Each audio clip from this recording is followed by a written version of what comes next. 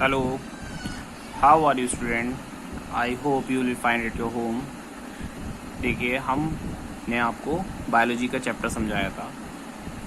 आज हमने केमिस्ट्री का चैप्टर खोला है।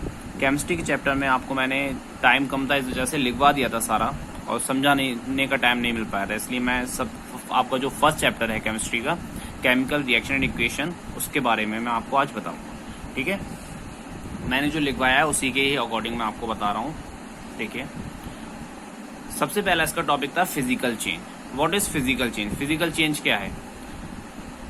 फिजिकल चेंज वो चेंज है जिसमें किसी भी सब्सटेंस की फिजिकल प्रॉपर्टीज होती हैं वो चेंज हो जाती हैं, लेकिन कैसी होती हैं? टेम्परेरी। यानी कि किसी भी फिजिकल प्रॉपर्टीज बोल सकते हैं, कोई भी सॉलिड है लिक्विड फॉर्म में चेंज हो गया, या लिक्विड है वो गैसेस फॉर्म में चेंज होगा, लेकिन टेम्परेरी। यानी कि वो प्रॉपर्टीज जिसमें जो टेम्परेरी चेंज होती है किसी भी सब्सटेंस की, ठीक है, लेकिन उसका जो कंपोजिशन है, जो उसका मास है यानी वेट है उसका, वो वही का वही रहता है। और ये इसको हम फिजिकल चेंज को हम ये भी बोल सकते हैं, रिवर्सिबल चेंज भी बोल सकते हैं। जो क्या हो, किसी अगर वजह से, जैसे कि मान लीजिए किसी भी आइस है, आइस को क्या किया, हीट किया गया तो वो किस में, लिक्विड फॉर्म में चेंज हो गया, लेकिन फिर से उसको ठंडा कर दिया गया तो वो फिर से आइस में बदल गया। तो ये क्या होगी, ये रिवर्सिबल हो गया। रिवर्सिबल यानी कि जो अपनी स्टेट में दोबारा जा सके वापस। ठीक है, तो ये होता है आपका फिजिकल चेंज। फिजिकल चेंज के यहाँ पर एग्जाम्पल भी लिखवाए मैंने, एवोपरेशन ऑफ वाटर और मेल्टिंग ऑफ आइस। ठीक है, एवोपरेट यानी कि जो वाटर होता है, वाटर एवोपरेट हो जाए यानी कि भाप बन के उड़ जाए, या मेल्टिंग ऑफ आइस या बर्फ का पिघलना। ठीक, अब हम बात करते हैं next chemical change. Chemical change क्या है? केमिकल चेंज वो चेंज है जिसमें, यानी कि अगर हम फिजिकल चेंज का उल्टा कर दें, ये बोलते हैं हम किसी भी सब्सटेंस का वो चेंज है जो क्या हो, परमानेंट हो। ठीक है, परमानेंट हो, और जो क्या हो, इरिवर्सिबल हो, दोबारा लौट का अपनी जो पहले की स्टेट थी उसमें वापस ना जाए, तो क्या होगा, वो केमिकल चेंज होगा। जो जिसमें केमिकल रिएक्शंस होती हैं। केमिकल रिएक्शन में क्या होता है, हमारा कोई भी जो रिएक्टेंट होते हैं, जो यानी कोई भी रिएक्शन कर रहा है, रिएक्शन करके कोई नया प्रोडक्ट बनता है, तो वो क्या होता है, दोबारा नहीं जा सकता अपनी पहले वाली स्टेट में, तो वही क्या होता है, केमिकल चेंज होता है। इसमें हमने लिखवाया भी, chemical change that which in substance undergoing change transform into a new substance. यानी क्या है कि कोई वो चेंज जिसमें कोई भी सब्सटेंस क्या हो, चेंज होकर क्या बनाए, एक नया सब्सटेंस बना ले। ठीक है, जैसे कि फॉर्मेशन, मैंने इसमें आपको एग्जाम्पल लिखवाए हैं, formation of precipitate, change in temperature, curding of milk. Curding of milk बोल सकते हैं, जैसे कि दूध से दही बन जाता है। ठीक है, वो एक केमिकल चेंज कहलाएगा, क्योंकि जो दही होता है वो दोबारा दूध में तो बदल नहीं सकता, इसलिए क्या होता है, वो एक क्या है, केमिकल चेंज है। ऐसी फॉर्मेशन ऑफ प्रेसिपिटेट क्या है, प्रेसिपिटेट केमिकल रिएक्शन इक्वेशन होती हैं। उसमें क्या होता है, हम लेबोरेटरी में कोई भी रिएक्शंस करते हैं तो उसमें क्या होते हैं कि कोई भी अगर सॉल्यूशन है, हमने सॉल्यूशन घोला, उसके अंदर क्या रह जाते हैं, इनसॉल्युबल सॉल्ट रह जाते हैं, पार्टिकल रह जाते हैं छोटे छोटे, तो वो क्या होता है, वो नीचे जो सॉल्यूशन होता है उसके नीचे बैठ जाते हैं जाकर। ठीक है, इसके नीचे की तरफ जाके जो सॉल्यूशन होगा उसके नीचे की तरफ जाकर बैठ जाएंगे जो सॉल्यूशन है। ठीक है, तो वो क्या कहलाएंगे, वो कहलाते हैं हमारे प्रेसिपिटेट।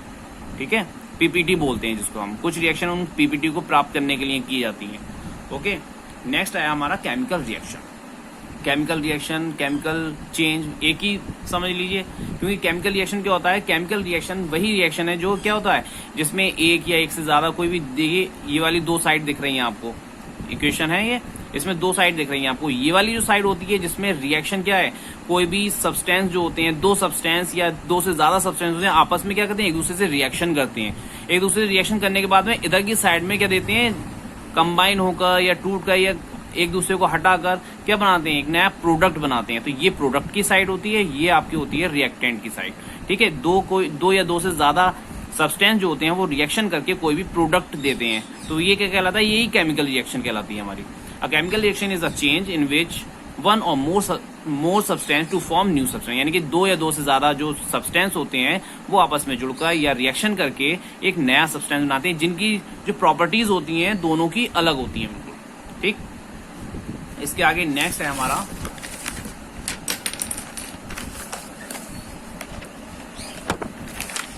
Chemical equation.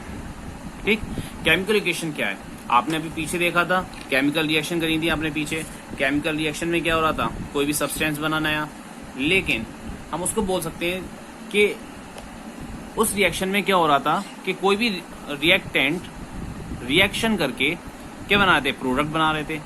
तो वो उस रिएक्शन को हमें इस तरीके से लिखना चाहिए था कि Zn zinc plus sulphuric acid, zinc जो है वो सल्फ्यूरिक एसिड से रिएक्ट कर रहा है और क्या बना रहा है, जिंक सल्फेट बना रहा है और हाइड्रोजन गैस बना रहा है।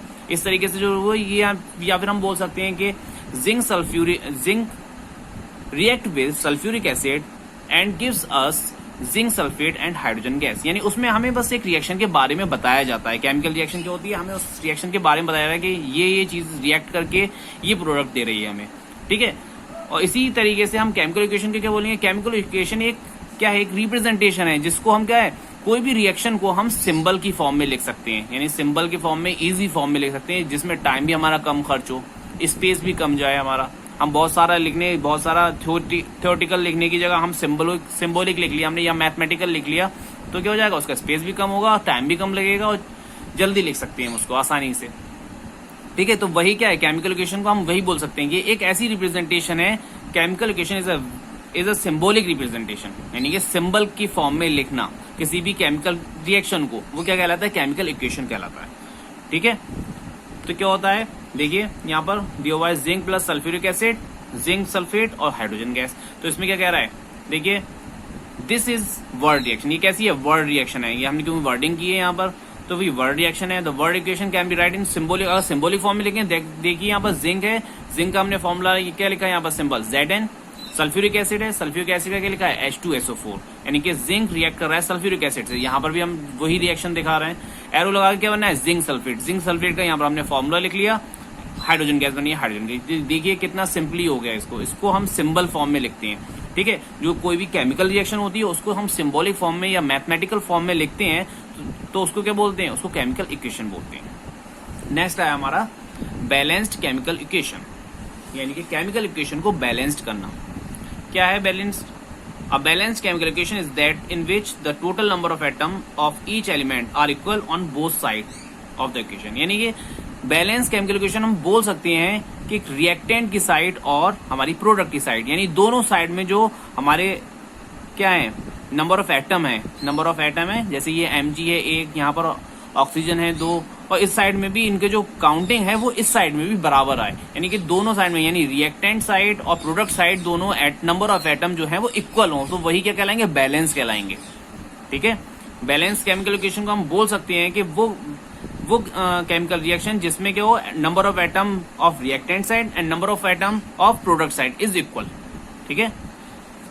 इसके बारे में मैंने देखिए थोड़ा सा एक एग्जांपल दिया है। अब बैलेंस इक्वेशन के बारे में मैं आपको प्रैक्टिकली करके लिख कर दिखाऊंगा, वो मैं लास्ट मतलब जब ये चैप्टर कंप्लीट हो जाएगा उसके बाद में लास्ट में दिखाऊंगा वो मैं करके आपको। इसमें देखिए मैं थोड़ा सा एक एग्जाम्पल दिया है मैंने, Mg react with O2 gives us MgO। यहाँ पर Mg कितने हैं, यहाँ पर ये रिएक्टेंट साइड है और ये प्रोडक्ट साइड है, इसलिए मैंने लिख दिया यहाँ पर ये Mg है। Mg कितने हैं यहाँ पर, ओनली 1।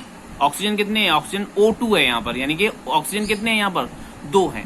अब हम प्रोडक्ट साइड में देखते हैं, Mg कितने हैं यहाँ पर, 1 है, और ऑक्सीजन कितने हैं यहाँ पर, 1 है। तो ये बैलेंस है, नहीं है बैलेंस, क्योंकि यहाँ पर ऑक्सीजन ज्यादा है इस साइड में, तो इसको हम क्या करना होगा, बैलेंस करना होगा, ठीक है। अब देखिए मैंने इसको आगे बैलेंस भी किया है, देखिए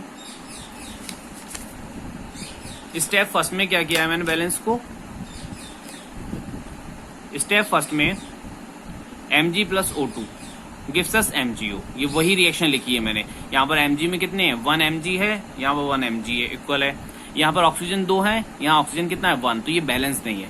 अब यहाँ पर क्या किया हमने, ऑक्सीजन को बैलेंस करने के लिए, इस साइड में बैलेंस करने के लिए क्या किया, ये वाली जो साइड होती है, देखिए यहाँ पर नीचे लिखा हुआ है, यहाँ पर हम कुछ भी, ठीक है, इसका मॉलिक्यूलर फॉर्मूला होता है, इसको हम नहीं छू सकते, ये वैसी का वैसे ही लिखा जाएगा जो मॉलिक्यूलर फॉर्मूला होगा इसका।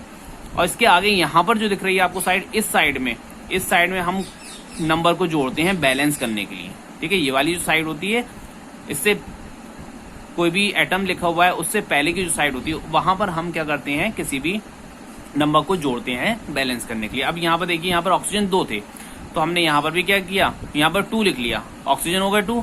अब हमने यहाँ पर ऑक्सीजन तो बैलेंस कर लिए, लेकिन 2 लगाने की वजह से Mg भी यहाँ पर 2 हो गया, तो अब यहाँ पर गड़बड़ हो गई थोड़ी, तो इसलिए देखिए नेक्स्ट रिएक्शन में क्या किया है हमने, Mg यानी कि यहाँ पर Mg में भी 2 लगा दिया, यहाँ O2 तो था ही ऑलरेडी, यहाँ Mg के पहले भी हमने 2 लगा दिया और यहाँ पर भी 2 लगा हुआ ही था, यहाँ लगा लिया था हमने पहले रिएक्शन में। तो अब देखिए 2 Mg हो गए, यहाँ पर 2 Mg है, 2 ऑक्सीजन है, 2 ऑक्सीजन हो गए। तो अब ये क्या हो गई, बैलेंस्ड हो गई। ठीक है, अब देखिए हमने लिखवाया था आपको टाइप्स ऑफ केमिकल रिएक्शन। मैंने वैसे आपको सारी रिएक्शंस नंबर्स डाल के एक साथ करा दी हैं, लेकिन आपकी main type of chemical reaction जो होती है वो 4 प्रकार की होती हैं आपकी। ठीक है, 4 प्रकार कौन कौन से आपकी, एक तो एडिशन और कॉम्बिनेशन रिएक्शन होती है, एक आपकी होती है डीकम्पोजिशन रिएक्शन, एक होती है डिस्प्लेसमेंट रिएक्शन, एक होती है डबल डिस्प्लेसमेंट रिएक्शन। ये 4 रिएक्शन होती हैं, इन्हीं को आप ध्यान रखिएगा। कोई भी आपको केमिकल रिएक्शन आपको पूछेगा, अभी एग्जाम में भी आएगा कि कोई भी रिएक्शन दे दिया आपको और कह दिया कि इसमें बताइए किस प्रकार की रिएक्शन है, इसमें क्या हो रहा है, डिस्प्लेसमेंट हो रहा है, डिकम्पोजिशन हो रहा है, उसके बारे में हम बताते हैं आपको क्या होता है ये। सबसे पहला आता है हमारा एडिशन। ठीक है, एडिशन और कॉम्बिनेशन। जैसे कि एडिशन से ही आपको समझ में आ रहा है, एडिशन का मतलब क्या हो गया, यानी जोड़ना। तो बोल सकते हैं कि 2 या 2 से अधिक एटम या सब्सटेंस आपस में जुड़कर एक नया सब्सटेंस बनाते हैं जुड़कर, तो उसको क्या बोलते हैं हम, कॉम्बिनेशन या एडिशन रिएक्शन बोलते हैं।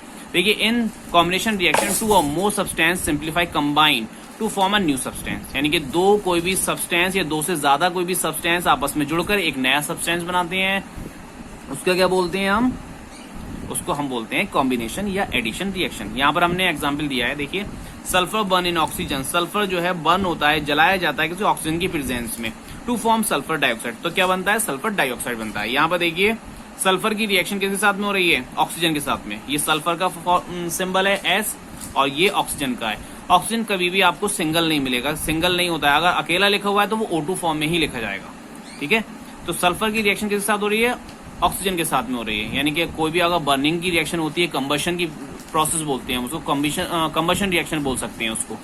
जो कोई भी चीज को जलाया जाता है, तो वो कोई भी चीज जलेगी तो वो किसकी प्रेजेंस में जलेगी, ऑक्सीजन की प्रेजेंस में। अब सल्फर को जलाया जा रहा है तो किसकी प्रेजेंस में जल रहा है, ऑक्सीजन की। ये यानी कि इसकी रिएक्शन हो रही है दोनों की। जब सल्फर की ऑक्सीजन के साथ में रिएक्शन हुई तो क्या बना, सल्फर डाइऑक्साइड। ठीक है, ऐसी हमने दूसरी रिएक्शन बनाई है इसके अनसैचुरेटेड हाइड्रोकार्बन। अनसैचुरेटेड हाइड्रोकार्बन क्या है, ये आपको आगे बॉन्डिंग जब होगी, कार्बन की बॉन्डिंग होगी तब समझ में आ जाएगी। इसमें देखिए आप क्या है अनसैचुरेटेड। अब हम इसको अगर खोल कर रखें, C कितनी है, 2C है, यहाँ पर हाइड्रोजन कितने हैं, 4 हाइड्रोजन है। अब कार्बन के जो बॉन्ड होते हैं, कार्बन जो होता है, कार्बन के जो बॉन्ड होते हैं वो 4 बॉन्ड होते हैं हमेशा। हम ये जो अगर 3 बॉन्ड होंगे तो कार्बन सेटिस्फाई नहीं होता है 3 बॉन्ड से, वो रिएक्टिव ही रहता है जब तक उसके 4 बॉन्ड ना हो जाए पूरे। तो इसीलिए ये जो आपको हाइड्रोकार्बन दिख रहा है, ये पूरा फॉर्मूला बना हुआ है, इसके बीच में डबल बॉन्ड होते हैं, इसीलिए इसको अनसैचुरेटेड हाइड्रोकार्बन बोलते हैं। अनसैचुरेटेड हाइड्रोकार्बन में कार्बन कार्बन के बीच में डबल बॉन्ड या ट्रिपल बॉन्ड होते हैं। ठीक है, इसी के अपोजिट होता है एक सैचुरेटेड हाइड्रोकार्बन। सैचुरेटेड हाइड्रोकार्बन में क्या होता है, उसमें सिंगल बॉन्ड होते हैं कार्बन के बीच में। ये आपको कार्बन का ये थोड़ा कंफ्यूजिंग लगेगा, लेकिन जब आपको कार्बन का चैप्टर आएगा तब आपको अच्छे से समझ में आ जाएगा इसके बारे में। अभी थोड़ा इतना ही समझ लिए कि कार्बन कार्बन के बीच में डबल बॉन्ड है, इसीलिए अनसैचुरेटेड हाइड्रोकार्बन है। हाइड्रोकार्बन क्यों है, क्योंकि इसके साथ हाइड्रोजन जुड़ा हुआ है, कार्बन के साथ में क्या जुड़ा हुआ है, हाइड्रोजन जुड़ा हुआ है, इसलिए इसको हाइड्रोकार्बन बोलते हैं। अब यहाँ पे देखिए रिएक्शन की बात करते हैं हम। Unsaturated hydrocarbon react with hydrogen to form new hydrocarbon. यानी क्या कह रहा है, अनसैचुरेटेड हाइड्रोकार्बन क्या है, एथिलीन है, वो रिएक्ट करता है किसके साथ में, हाइड्रोजन के साथ में। हाइड्रोजन के साथ में उसने रिएक्ट किया, क्या बनाया, वो जुड़ गया इसके साथ में आकर। यानी कि ये जो हाइड्रोजन था, देखिए यहाँ पर कितने H4 हैं, हाइड्रोजन यहाँ पर 4 है, लेकिन यहाँ पर कितने हो गए, 6 हो गए, क्योंकि ये वाले 2 जो है हाइड्रोजन इसके साथ में जुड़ गए। ये क्या हो रहा है, कॉम्बिनेशन हो रहा है, यानी कि ऐड हो रहा है इसमें। तो यही रिएक्शन क्या कहलाती है, एडिशन रिएक्शन। यानी कि 2 या 2 से अधिक सब्सटेंस जो होते हैं रिएक्ट करके या कंबाइन होकर न्यू सब्सटेंस बनाते हैं, उसी रिएक्शन को हम बोलते हैं कॉम्बिनेशन रिएक्शन। इसके आगे नेक्स्ट जो है आपको आगे की नेक्स्ट वीडियो में बताते हैं। ओके।